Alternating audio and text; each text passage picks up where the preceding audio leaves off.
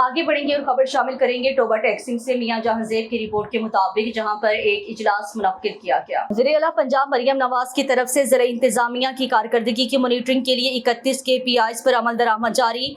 इजलास deputy commissioner Mohammad Naeem Sindhu की हिदायत पर additional deputy commissioner general Zeeshan Labba Masih ने इजलास की सदारत की। एडिशनल डिप्टी कमिश्नर जनरल ने KPIs परफॉर्मेंस इंडिकेटर्स पर तमाम महकमों की कारकर्दगी पर तफसीली ब्रीफिंग दी। परफॉर्मेंस इंडिकेटर्स के लिए जीरो टॉलरेंस पॉलिसी अपनाने का हुक्म। नान रोटी की मुकर्ररा कीमतों पर फराहमी, ज़ख़ीरा अंदोज़ों, गिरां फरोशों के खिलाफ सख्त एक्शन किया जाए। ज़िशान लब्बा मसीह ने कहा है कि सुथरा पंजाब मुहिम की कामयाबी के लिए अमली इक़दाम किए जाएँ।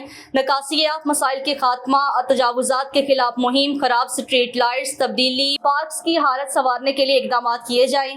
आवारा कुत्तों की तल्फी, कब्रिस्तानों की सफाई, गटरों के टूटे ढकनों की तब्दीली, प्लास्टिक के इस्तेमाल पर पाबंदी के बारे में इक़दाम किए जाएँ।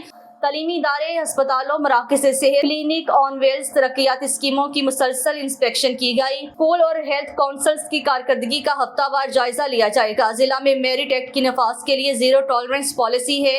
Additional deputy commissioner, assistant commissioners और मुतल्लिका महकमों के अफसरान की इजलास में शिरकत।